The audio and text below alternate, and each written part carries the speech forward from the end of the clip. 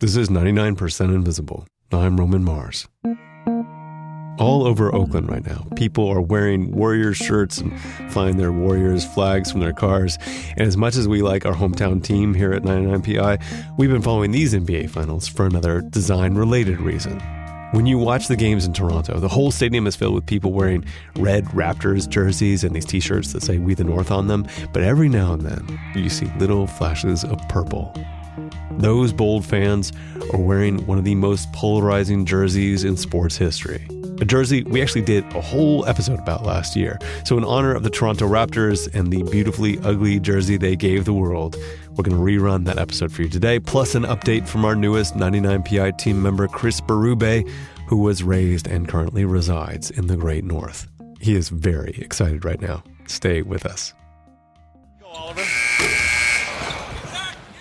On a March afternoon in 1996, the Toronto Raptors, a brand new team in the NBA at the time, were playing the Chicago Bulls. Jordan fadeaway jumper from the base. The Bulls were the best team in the league, and the Raptors were pretty terrible. 36,000 fans showed up that day, and the Raptors actually beat the Bulls. But it was a mostly meaningless game at the end of the season. This is reporter Whitney Jones. And what's so interesting to me about this game isn't who won or how the teams played, but the way they looked. There's the Bulls, who are just classic NBA. They've had the same logo since 1966. They're wearing their red away jerseys that look basically like every Chicago Bulls jersey ever. It's red with the word Bulls written across the front in black and white lettering. It's simple, classic. But then, there's the Toronto Raptors. The team is wearing their white home uniforms, which have jagged silver and black pinstripes, as if they were cut by slashing raptor claws. And then, across the whole front, there's a giant red basketball-playing dinosaur who himself is wearing sneakers and a uniform, a totally different uniform, and he's dribbling a basketball. And that was just their home uniform. The road jerseys that year were even more fun. They were bright purple. All of this, including the Raptors' name, had been inspired by the velociraptors in the wildly successful movie Jurassic Park. But these jerseys got compared to a different, much friendlier 90s dinosaur. Barney is a dinosaur from our imagination, and when he's tall, he's what we call a dinosaur sensation. That's now known as the Barney Design because their road uniform was purple. This is Paul Lucas, uniform obsessive and writer of a column at ESPN called Uniwatch. It looks so cartoonish and so ridiculous. You look at it and it's like, really? That's a professional, top-level team? The Raptors jersey may have been particularly garish, but it wasn't the only jersey of its kind. The 90s were this insane decade of NBA uniform design that produced some of the wildest jerseys that have ever graced a basketball court. Loud, wacky designs, the likes of which had never been seen before, and haven't been seen since. Like the Atlanta Hawks' red and black jersey with a fierce-looking hawk swooping in across the entire front of it, holding a basketball in its little talons. Or the Milwaukee Bucks' green uniform with a giant picture of a purple stag. Paul Lucas called this one great. I mean, great in the sense that it was so awful it was great. They had this, this purple, garish purple and green color pattern. It just looks ridiculous. But it definitely, all these designs, definitely, they pushed and extended the idea of what a basketball uniform could be or should be. And many of these designs can be traced back to one man. I'm Tom O'Grady. I joined the NBA in 1990 as the league's first creative director. Tom grew up in Chicago, sketching and resketching the logos of his hometown Chicago Blackhawks and other classic pro hockey teams. Tom's love for sports and eye-catching art made this new NBA gig a dream job.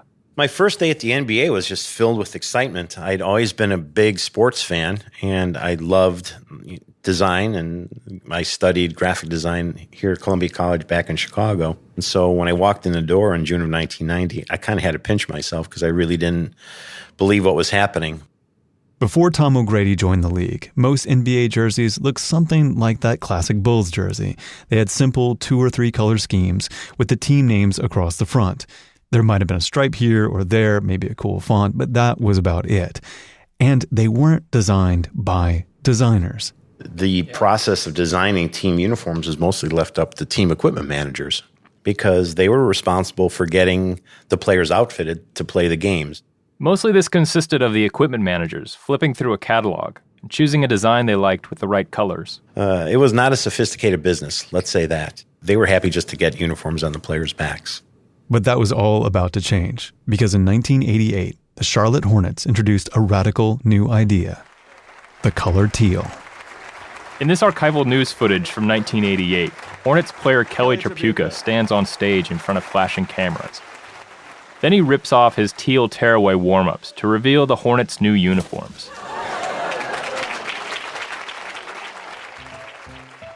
Teal was not a traditional NBA jersey color. It's not NBA red, it's not NBA blue, it's not Celtics green, it's not Lakers yellow. Tom O'Grady had nothing to do with the teal Hornets uniform, but he took it as a sign that the league was ready for bolder designs. It was a kind of a leap of faith for the league to say, this is not really something we've seen before, but as an expansion team, we'll probably let you have this one because maybe there's something new we can learn from this.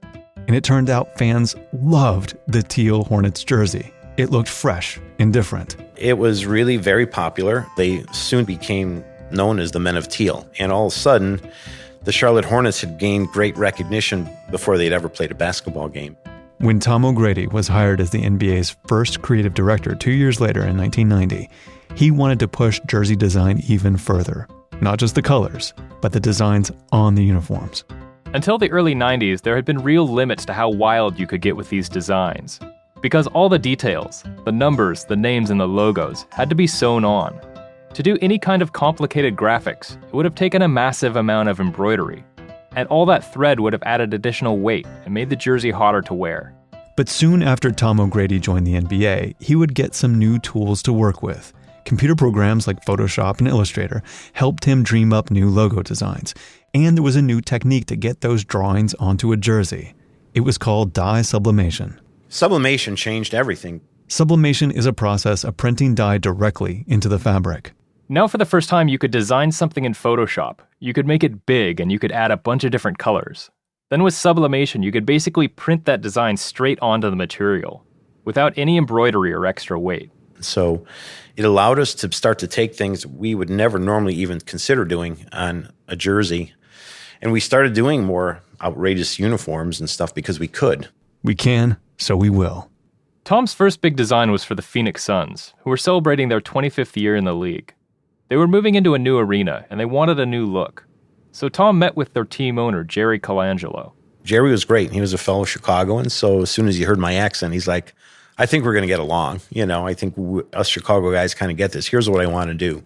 I want to have a logo that's going to last for the next 25 years. I don't want to have to change it, so I want something futuristic but classic. So Tom and his team start in on this Suns redesign. They come up with this big basketball that's also a sun. It has these long red to orange gradient sun rays coming off of it. And then they print this and a bright purple background onto their new jersey. It's not exactly what I would call classic, but it is bold. Definitely bold. As luck would have it, the Phoenix Suns made it to the NBA Finals that year. And the whole country got to see that bright purple jersey with its blazing basketball sun all over national TV. We got exposure for that uniform that was priceless. That changed everything for us. We were able to do things with uniforms that we could not imagine even 2 years before that. Like a teal Detroit Pistons jersey with a flaming horsehead logo, or a pinstriped Houston Rockets jersey featuring a cartoon rocket with an angry face on it. Over the course of the decade, 2/3 of NBA teams got new uniforms with new logos and new color schemes. There was a lot of teal and purple. 3D lettering and oversized graphics were everywhere.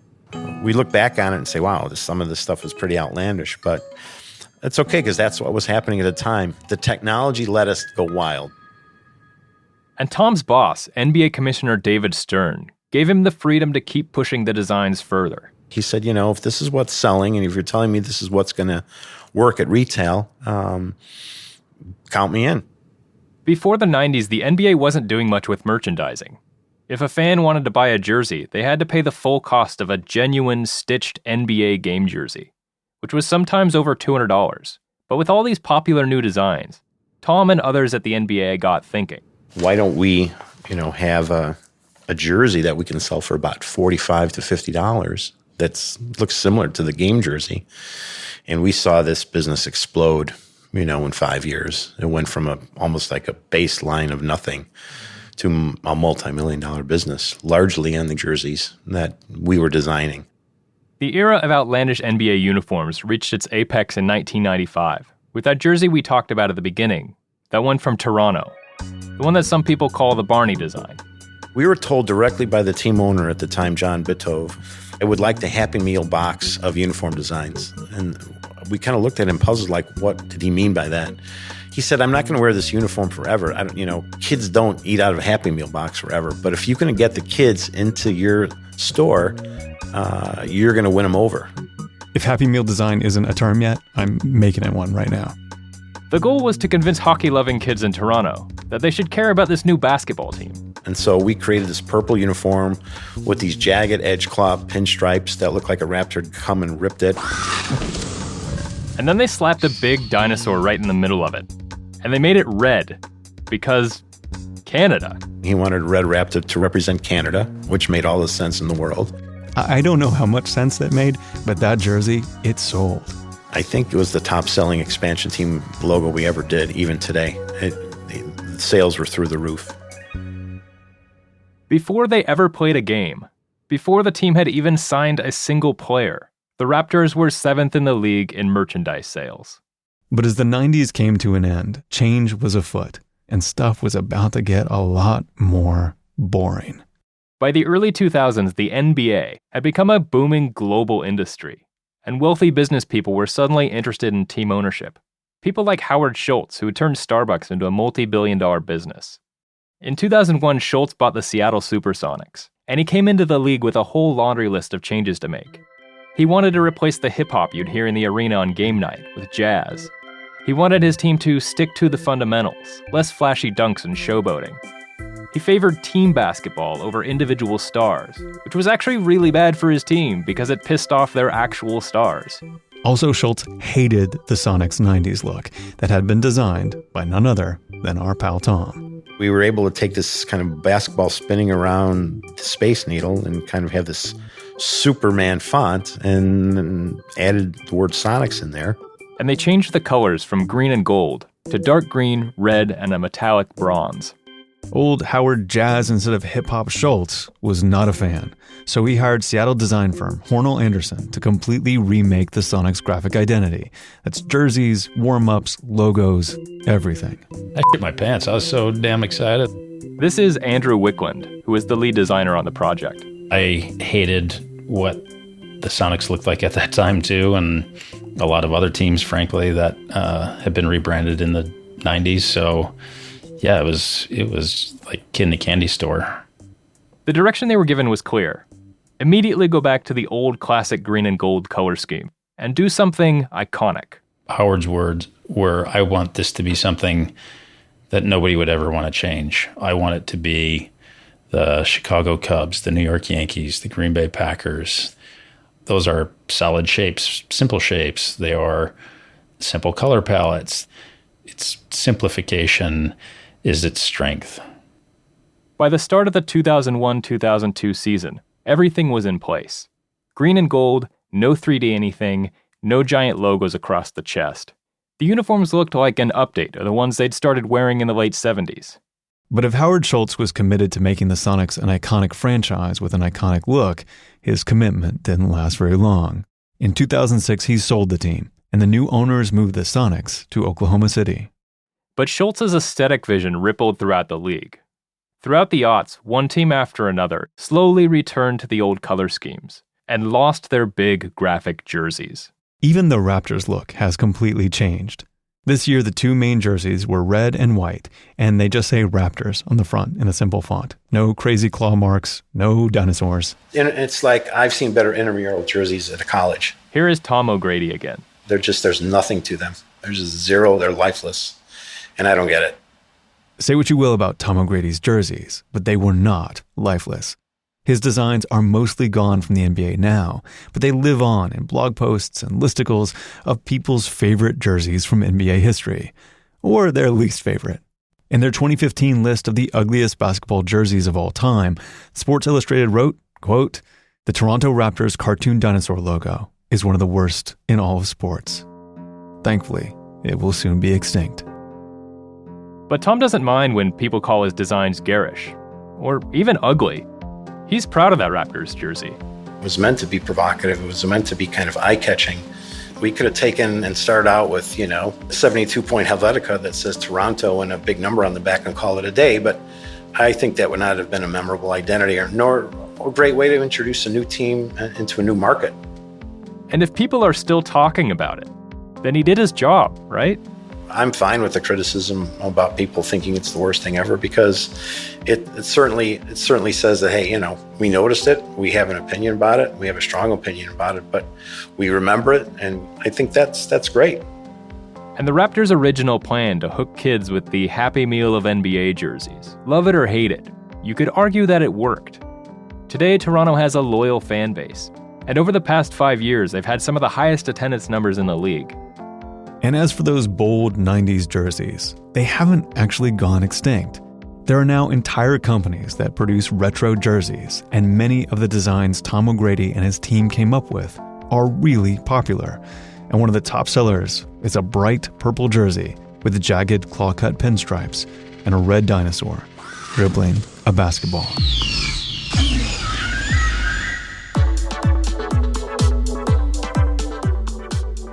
The Toronto Raptors have won their way into the NBA Finals, and that Barney jersey is more desirable than ever. We'll have a report from 99PI editor and Canadian Chris Berube after this. So I'm in the studio with Chris Berube. He's our resident Canadian special projects editor and a long-suffering Raptors fan who is very excited that the Raptors are in the finals. I genuinely can't believe this is happening, Roman. I have been a Raptors fan since I was 8 years old, and I am in my early 30s, so it has been a great deal of sports-related suffering in my life. And what accounts for all that suffering? I mean, why has it been so hard to be a fan of the Raptors? In the early days, it was really tricky because the team came to Toronto. Nobody in Toronto cared about basketball over hockey. In the really early days, they actually played in a baseball stadium because the basketball stadium wasn't ready yet. So they set them up in this baseball stadium. And if you had 15,000 fans, that's a good number of basketball fans. But a baseball stadium seats 45,000 people. So they just had these rows of empty seats with tarps over them when you'd go to the game. It was really dispiriting. And players just really didn't want to play in Canada, partly because of, stereotypes about it's too cold and, the taxes are high. I mean, the taxes are also high in places like California comparatively, but right. People didn't want to move up here. But very famously, one player just refused to come. Alonzo Mourning was traded to the Raptors, and he said, yeah, you know what, I'm just not going to do that. And they had to trade him somewhere else. And players kept having these weird excuses for not being here. There was this guy, Antonio Davis, who played for the team, who said he was actually worried about his kids learning the metric system. That was an anxiety for him. So there was this fatalism to Raptors fandom where it's nobody wants to play here. It's a place that, it's not seen as a desirable location for players to end up. And then, we had to wear this uniform in the really early days with the Raptor on it and the bright purple, and lots of players didn't like that. Lots of players were saying yeah, this is the only profession where you hit the very top of your field and then you have to wear a purple dinosaur uniform unless your field is being Barney the dinosaur. That's the only other one. But it sounds like people kind of like that jersey now, right? It's true. I think people have really come around on it, especially with the playoffs happening now. So, I've had all these friends who have been going out to buy Raptors gear, and, there have been lineups out the door, and all the dinosaur stuff, for the most part, is just completely sold out. And I went to this vintage store, actually, fairly close to where I am, called In Vintage We Trust. It's run by this guy named Josh Roeder, and he's been selling Raptors merchandise forever, and he is Toronto born and raised. Me and Chantal are Torontonians. Yeah. We would say Torontonians, but you would say Torontonians, yeah. Am I missing something? What is the difference between those two things you just said? Yeah, well, Torontonians, if you hit that last T, that shows that you're not from here. It's people who are from here say Toronto. Oh, you kind of drop the last T. I see. So it's the Toronto Raptors, not the Toronto Raptors. Yeah, if you want to sound credible in the next few days, you say the Toronto Raptors. So Josh and his partner Chantal, they run this vintage store, and he says the last few weeks he's been getting requests like every half hour for some version of the purple dinosaur uniform from the early days. And Josh, he's like everybody, he knows the dinosaur is a pretty ridiculous look. It almost makes no sense. Like, the actual logo is a dinosaur dribbling a basketball one way, he's turning around the other way, and his toes are coming out of a pair of sneakers. It's completely absurd and ridiculous. And not only is it like a logo on a hat, as a fan, the players are literally wearing this logo on their jerseys. It's insane.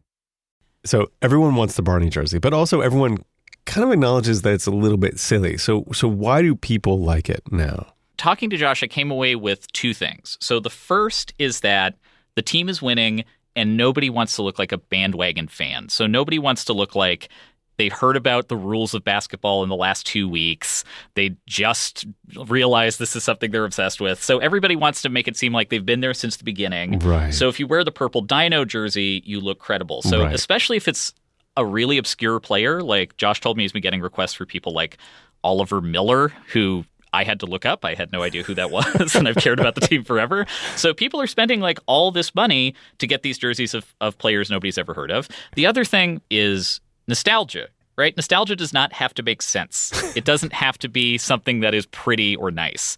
And this is what Josh says vintage is all about. It's about what the logo evokes for people. It's what time it sends you back to. And when you look at that Raptors uniform, when you look at that purple on the jersey, that is the 90s. It reminds me of like Space Jam, of like this era when there was so much silly basketball stuff happening.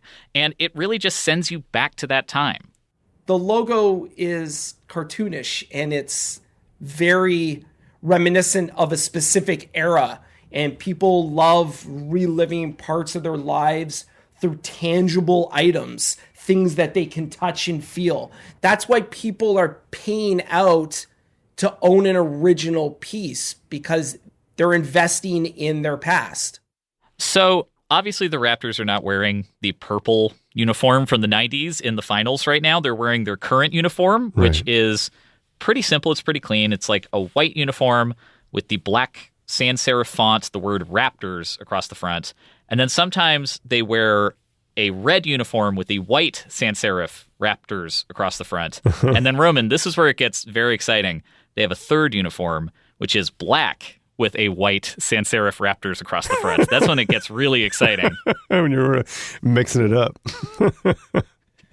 But I have seen this one that's like, it says North on it. Could you describe that one for us? Yeah, they call that the city jersey. It's a red jersey. It has like a white chevron. So it's like this white arrow pointing up.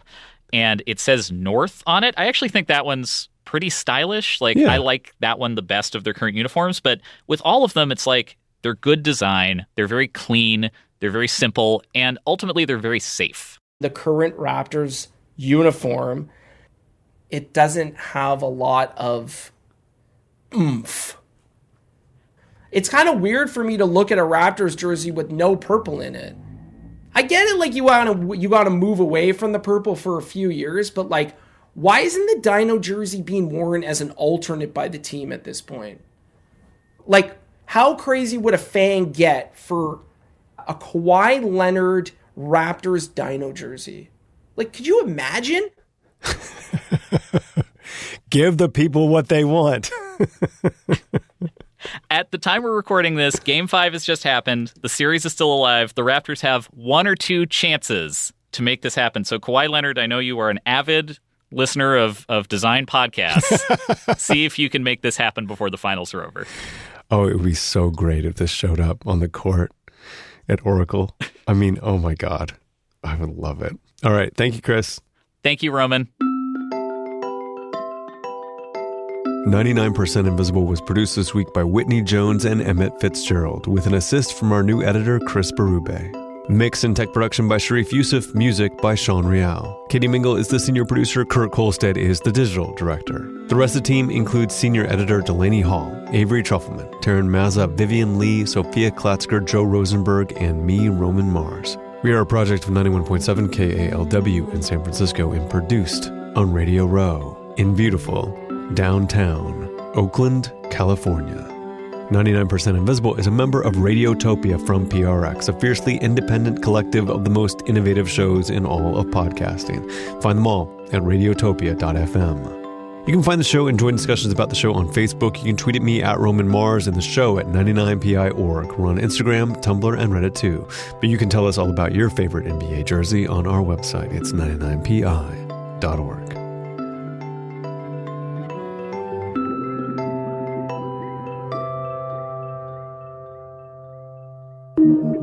Radiotopia.